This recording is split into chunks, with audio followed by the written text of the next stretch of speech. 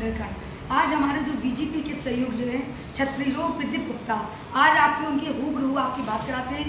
तो हमारे कल योगी जी भी आ रहे हैं, रोड शो है कल शाम 4 बजे से, उसकी तैयारी बड़ी ही जोरों से यहाँ पर चल रही है। आइए उनसे बात करते हैं कल के प्रोग्राम के बारे में, क्या बात होती है। आइए, ये आपका नाम क्या है? प्रदीप गुप्ता, छत्री सह संयोजक, कानपुर बुंदेलखंड। कल योगी जी आ रहे हैं और उनका रोड शो है बड़ी जोरों से, तो यहाँ पर काफ़ी धूमधाम से जोरों से तैयारी हुई, इसके बारे में क्या कहेंगे? बुंदेलखंड की वीरांगना की धरती में जब जब योगी जी माननीय मुख्यमंत्री का आगमन हुआ है, तब तक झांसी की जनता ने इतना स्नेह, इतना उन्हें आशीर्वाद दिया है, जितना हम मत सोचते उससे भी अधिक झांसी की देवतुल जनता कार्यकर्ताओं ने हमें दिया है और ऐतिहासिक विजय की वो अग्रसर है। मुख्यमंत्री की कल योगी जी का इतना ऐतिहासिक रोड शो होगा, इतना ऐतिहासिक रोड शो होगा कि जो विरोधी हमें नहीं लगता कि कल बोलने लायक रह जाएंगे। शाम को अगर विरोधियों का चेहरा देखेंगे तो उनकी हवा में रुक जाएंगे, हम क्या होगा। अच्छा, एक वो कहना चाहूँगी जैसे कि गठबंधन भी है, बड़े जोरों से पूरा गठबंधन जोरों से हो रहा है। छत्तीसगढ़ कहते हैं आंकड़ा, और जो हमारे बीजेपी पार्टी एक तरफ है और गठबंधन पार्टी एक तरफ है। कहते हैं कि अखिलेश जी भी आज आ रहे हैं और गठबंधन और कल हमारे योगी जी भी आ रहे हैं, तो इसके बारे में भी हम भैया से पूछेंगे। भैया आपका नाम क्या है? थोड़ा बोलिए थोड़ा। हमारा नाम जी, भारतीय जनता पार्टी का IT प्रेसिडेंट हूँ और अभी जो रैली चल रही है गठबंधन के संबंध में, और आज जैसी जानकारी मिली है, आप बता रही हैं कि आप उसे ये सोच रहे कि मैं झांसी जिले के इलाइट चौराहे पे केंद्र पर बैठा हूँ और हमें ऐसी कोई जानकारी नहीं कि कहाँ की रैली है, कौन कहाँ पर आ रहा है, तो आप समझ जाइए क्या रहता है। अच्छा प्रदीप जी, आप बताइए गठबंधन के बारे में, गठबंधन और जो बीजेपी बारे में जो चल रहा है, जो उसके बारे में क्या कहेंगे? देखो, समाजवादी पार्टी पूर्व में भी उत्तर प्रदेश में समाजवादी पार्टी बन चुकी है। आज उनकी बुंदेलखंड में ये स्थिति हो गई है कि झांसी जैसी महत्वपूर्ण सीट पर उन्हें प्रत्याशी नहीं मिला और गठबंधन को देना पड़ी, और गठबंधन को भी ऐसे प्रत्याशी को सीट दी कि पूर्व में भारतीय जनता पार्टी निरंतर उनकी जमानत जब्त करा चुकी है। तो भारतीय जनता पार्टी तो उनको जमानत जब्त कराने के लिए तैयार बैठी है। अब वो ये सोचे कि हम कितनी कमजोर हार उनकी होगी। ये प्रदीप जैन के लिए एक बहुत ही ऐसा चुनाव होगा कि जिन्हें तो एक आदत हो गई है, कहते नहीं हैबिचुअल हो गए हैं, हमारी तो जमानत जब्त होनी ही है। आज समाजवादी पार्टी उत्तर प्रदेश में एक सेकंड 2 नंबर की पार्टी थी, बुंदेलखंड का झांसी सेंटर है जहां उन्हें प्रत्याशी नहीं मिला, बहुजन समाज पार्टी को बाहर से प्रत्याशी भेजना पड़ा। तो भारतीय जनता पार्टी कहीं ना कहीं हमारे कार्यकर्ताओं का परिश्रम है। आप ही बताइए कल का जो रोड शो है, और आप कह रहे हैं कि बड़ी धूमधाम से, किसी को बोलने लायक भी एक अल्फाज भी नहीं मिलेंगे कल के बाद से, तो ऐसा क्या अल्फाज नहीं मिलेंगे रोड शो में, क्या है ऐसा महत्वपूर्ण, उसके बारे में बोलिए। कहते जनादेश तुझे प्रणाम, ये वीरांगना की सुरमई धरती है। यहाँ जब योगी जी का आगमन हुआ, दिल खोल के बुंदेलखंड वासियों ने इतना स्नेह, अपार स्नेह दिया योगी जी को, इतना स्नेह दिया। महापौर चुनाव, विधायक का चुनाव, निरंतर चुनाव की गंगा चलती जा रही है, बहती चलती जा रही है, और भारतीय जनता पार्टी निरंतर एक आते रिकॉर्ड मतों से विजय होती जा रही है।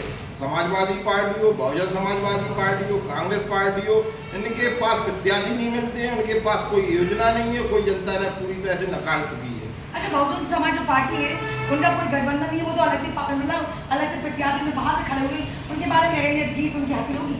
जीत हासिल होगी। जिस पार्टी को लोग प्रत्याशी झांसी जनपद से स्थानीय नहीं मिला हो, वो तो केवल उंगलियों पर रह जाएंगे, कोरम पूरा कर रहे हैं कि बहुजन समाज पार्टी का प्रत्याशी है।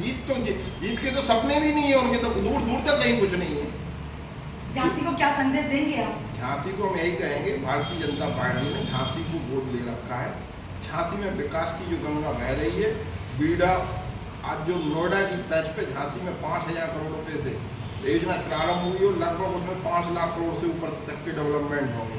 ऐसे भारतीय जनता पार्टी जो कहती है वो करती है। झांसी को हमने हमेशा कहा है कि बुंदेलखंड का हब बनाएंगे, डिफेंस कॉरिडोर हो, चाहे रेलवे स्टेशन का औचीकरण हो, चाहे किसी विश्वविद्यालय हो, एजुकेशन, चिकित्सा, मेडिकल कॉलेज अपग्रेड हो, तमाम ऐसी सुविधाएं झांसी को दी हैं जो विश्व स्तरीय झांसी की पहचान यहाँ देखने को मिल रही है। भारतीय जनता पार्टी ने जो कहा था वो किया है, इसी का हम लोगों का परिणाम है कि जनता हमारे साथ है।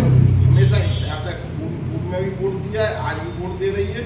हम आपके माध्यम से झांसी के पूरे जनपद वासी को, पूरे बुंदेलखंड वासियों को सादर प्रणाम करता हूँ, नमन करता हूँ कि ऐसे आपके यथार्थ सहयोग भारतीय जनता पार्टी को बनाए। इसी तरह सभा खान दमा पत्रकार से जुड़े रहिए। हमारी खबर कैसी लगी और चैनल को सब्सक्राइब करना ना भूलें। कल हमारे योगी जी आ रहे जो रोड शो है उनके बारे में बड़ी मतलब वो चर्चा हो रही है कि कल बहुत ही सैलाब आएगा, कुछ वो ऐसे पब्लिक को बता के जाएंगे कि उनकी ही अच्छाई के लिए, तो क्या कहना चाहेंगे?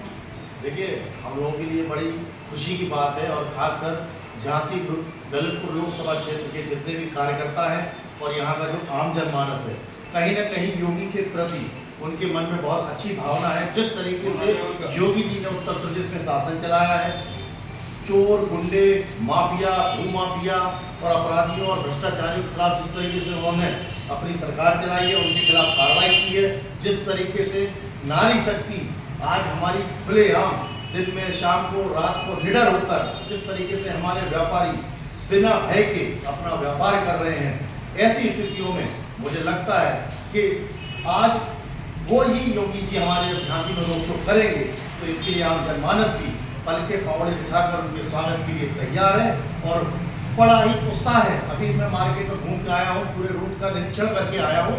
जिनसे मेरी बात हुई है सबका यही था कि कब योगी, उनको ये लग रहा है कि बस अभी योगी जी आ जाए और अभी हम उसको वर्षा करें। तो आज जो एक तरफ गठबंधन है हमारा और एक तरफ हमारी योगी जी और एक तरफ बीएसपी पार्टी है, जिनका कोई गठबंधन नहीं है, वो हालांकि दम पे कहते हैं हम जीतेंगे, तो क्या कहना चाहेंगे? कुछ नहीं है, ये तो बेकार में फालतू में, मैं तो कहता हूँ चुनाव लड़ने को तो घर बैठना चाहिए। एक तो सबसे बड़ी बात ये लोग हारने के बाद रोना रोते हैं कि मशीनें खराब हैं, मशीनों में ऐसा हो गया। तो जब आपको पता है कि मशीनों में ऐसा हो जाता तो मैं तो कहता हूँ आपको चुनाव नहीं लड़ना चाहिए। बेफिजूल में आप लोग चुनाव लड़ रहे हैं, कोई विजन नहीं है, कोई नेता नहीं है इनके पास में, तो फिर क्या मतलब ऐसे चुनाव का और पब्लिक भी इनको क्यों वोट दी? तो क्या कहेंगे आप तो मतलब जो पार्टी ने क्या 20 तारीख को जो वोट डाल रहे हैं, क्या जीत किसकी हासिल होगी?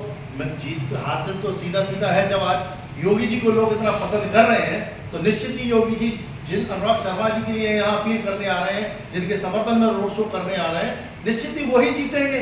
और इस बार तो बिल्कुल सुनामी है, जो स्थितियाँ नजर आ रही हैं, जो बाजार में अभी व्यापारियों का, लोगों का जो उत्साह देखते बन रहा है, उससे मुझे नहीं लगता कि जो पिछली जीत थी 3.5 लाख की, मुझे लगता है इस बार 5 लाख से ज्यादा वोट से जीतने जा रहे हैं।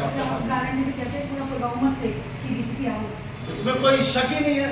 हम लोग तो शुरू से 400, हमारी एक्चुअली लड़ाई यही है, हम लोग कह रहे हैं 400 पार और विपक्ष कह रहा है 400 पार नहीं होने देंगे। चलो भैया हम लोग 399 गुंडे माफिया हैं जो आधे को तो योगी जी ने हटा दिया और थोड़े बहुत बचे हुए हैं, तो उनके बारे में स्पष्ट कहा है हमारे मुख्यमंत्री योगी आदित्यनाथ जी ने, 4 जून के बाद एक अभियान चलाकर पूरा उत्तर प्रदेश भू माफियाओं से, भ्रष्टाचारियों से, अपराधियों से मुक्त होगा। अब क्या कहना चाहेंगे और महिलाओं के लिए, जो महिलाओं को सम्मान मिला, आगे भी उसके तरीका सम्मान मिलेगा या चेहरा देखे सम्मान मिलेगा? मुझे लगता है अब तो महिलाओं को और बहन बेटियों को कुछ भी कहने की आवश्यकता ही नहीं है।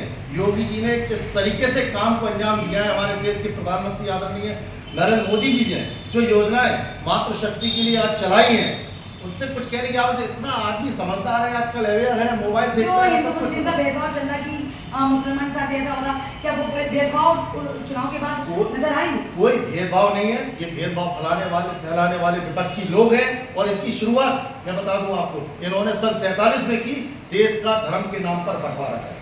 Thank you so much. इसी तरह